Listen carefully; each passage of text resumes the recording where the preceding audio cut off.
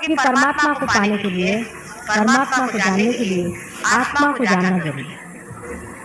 जब तक आत्मा को नहीं जाना जाता है तब तक परमात्मा का कोई नहीं कर सकता, क्योंकि आत्मा ही परमात्मा को जानने की शक्ति है। जैसे हमारी आंखें खुले बगैर हम संसार को नहीं देख सकते हैं, उसी प्रकार जब तक हमारी आत्मा जागृत नहीं होगी सब बेकार की बातों से परमात्मा को नहीं जाने।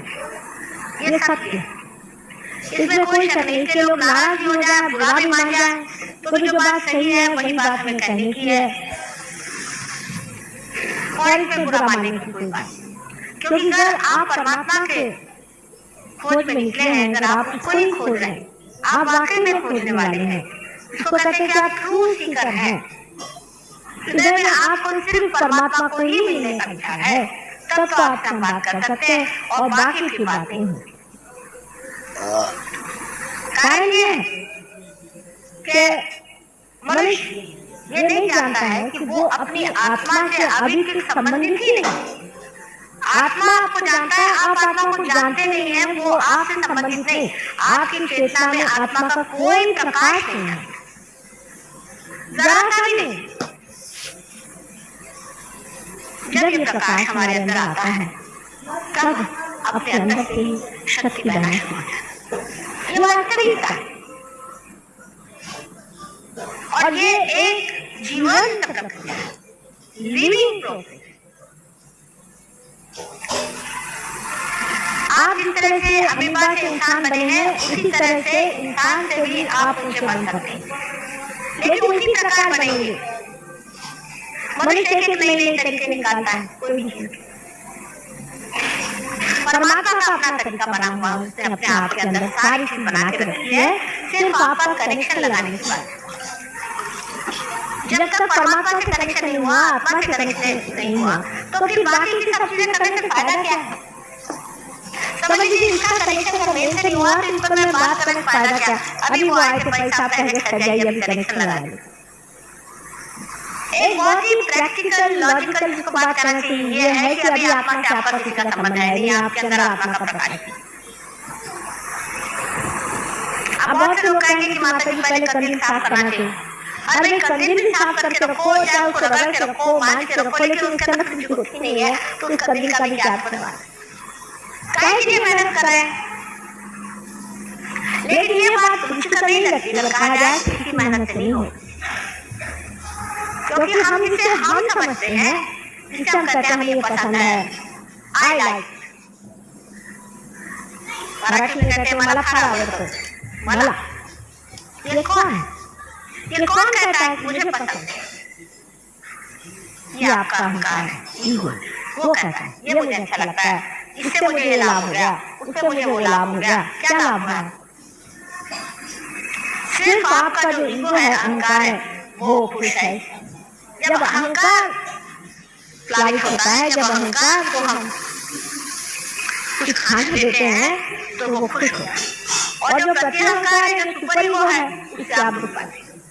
कंडीशनिंग से आप दुख पाते हैं और डीकंडीशनिंग जब करते हैं तब आप अपना ईगो बढ़ाते हैं। इनसे परे परमात्मा है, इनसे परे आत्मा। उसकी व्यवस्था परमेश्वर ने जो कि सारे सृष्टि का नियंता है आपके अंदर कर। इसको आप माने चाहे नहीं माने, लेकिन वो है। आप क्यों नहीं मानते? क्योंकि आपने इसे देखा नहीं, आपने इसे जाना नहीं, आपने इसे पहचाना नहीं। लेकिन कम से कम अपने भारतवर्ष में बहुत ऊंचे लोग हो गए, जैसे आदि शंकराचार्य। उन्होंने बताया कि आपके अंदर कुंडलिनी शक्ति कबीर है, पूरा कबीर, नानक, ज्ञानेश्वर, सबने कहा है कि कुंडलिनी शक्ति का जागरण होना चाहिए। यही कारण है। घूम फिरा के सब कुंडलिनी की बात करते हैं, चक्र की बात करते हैं, सब वही बात तो वही है, लेकिन कुंडलिनी जागृत नहीं करती। बात करने से क्या फायदा अगर हम आपसे दुनिया भर की बात भी करें तो उससे फायदा क्या होने वाला है? बात रह जाएगी। बात से आपको फायदा क्या हुआ? आप अपना स्वार्थ देखिए, स्व का अर्थ देखिए। अपना स्व जो है वो है आपकी आत्मा, उसका आप अर्थ ढूंढें। क्या उसका अर्थ लग गया है? माने ये जिस चीज के लिए आपका स्व है, क्या वो कार्यान्वित है? वो कुछ कार्य कर रहा है कि वो एक तरफ बैठा हुआ है अपना और आप जैसे थे वैसे ही हैं? इसका विचार पहले कर लेना चाहिए। अगर हम परमात्मा को खोज रहे हैं और हम असल में इस मामले में ईमानदार हैं और हम परमात्मा को ही खोज रहे हैं, हमारे ईगो को हम नहीं खोज रहे हैं, ऐसा विचार अगर आप अपने सामने रखें और फिर ये सोचें ये करने के लिए क्या हमें कुछ करना होगा, क्योंकि हम कुछ भी कर्म करेंगे हमारा ईगो बनेगा कि नहीं बनेगा? कर्म के अंदर आप बनेंगे या नहीं बनेंगे?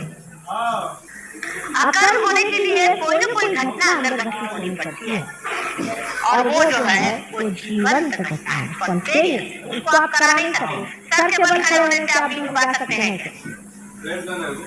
गीता पढ़ने से आप बीज उगा सकते हैं क्या? मंत्र बोलने से आप बीज उगा सकते हैं क्या? कूदने काटने से आप बीज उगा सकते हैं क्या? किताबें पढ़ने से, गुरुओं को पैसा देने से, दुनिया भर के बाल उड़ाने से और चोगे पहनने से आप कर सकते हैं क्या? कबीर ने सबके खूब मारा। ये सब करने से आपने अंदर की जागृति होनी चाहिए, सहज समाधि, सहज अंदर में होना चाहिए। सहज योग भी एक सामने निकाले, यानी लिमिट तो ठीक है कि पैसे कमाने के तरीके कितने लोग निकालते हैं और बेवकूफ बनाने के उसकी कोई हद नहीं, क्योंकि लोग बेवकूफ हैं। जो असल आदमी होता है